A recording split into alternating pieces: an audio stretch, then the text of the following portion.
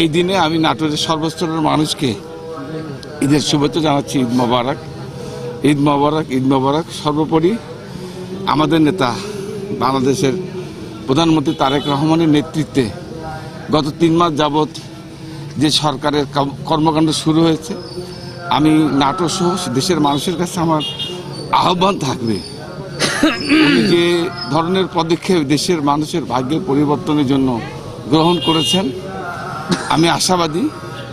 এবং এখন পর্যন্ত আমাদের নেতা তারেক রহমান সাহেব অত্যন্ত সুচিন্তিত পদক্ষেপ নিয়েছেন এবং আগামী দেশের মানুষের বাংলাদেশ বিনির্মাণে যে ধরনের পদক্ষেপ নিচ্ছেন, আমি আশাবাদী বাংলা পৃথিবীর মানচিত্রে একটা আত্মনির্ভরশীল জাতি হিসাবে ধ্বংসপ্রাপ্ত অর্থনীতিকে উনি আবারও ফিরিয়ে এনে বাংলাদেশকে আবার নতুনভাবে শুরু করতে চায়। আমি আশাবাদী আজকের এই অনুষ্ঠানের এই পবিত্র ঈদের দিনে বাংলাদেশের মানুষের কাছে আমার অনুরোধ থাকবে, আহ্বান থাকবে যে আমাদের নেতা তারেক রহমানকে সকল রাজনৈতিক দল মত দেশের সকল মানুষকে সহযোগিতা করার আহ্বান জানাচ্ছি। উনি যেন বাংলাদেশকে এগিয়ে নিয়ে যেতে পারেন।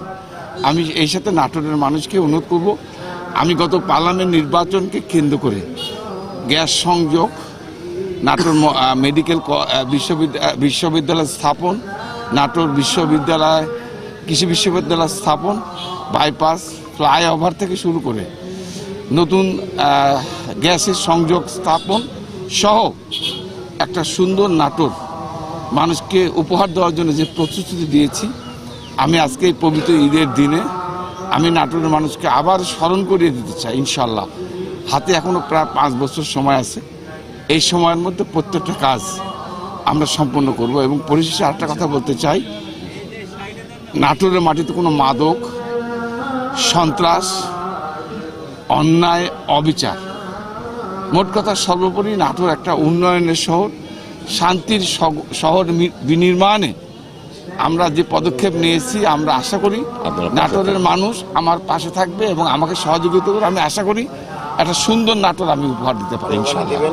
এবং সবাই এই কোরবানির দিনে কোরবানির যে বর্জ্য, এটা যথার্থ যেন এটা পরিহার করতে হবে, কারণ এটা আমাদের প্রধানমন্ত্রী নির্দেশ দিয়েছেন, পরিষ্কার পরিচ্ছন্ন রাখতে হবে। এই ব্যাপারে সবাইকে সজাগ থাকতে হবে। সবাই ধন্যবাদ। ঈদ মোবারক।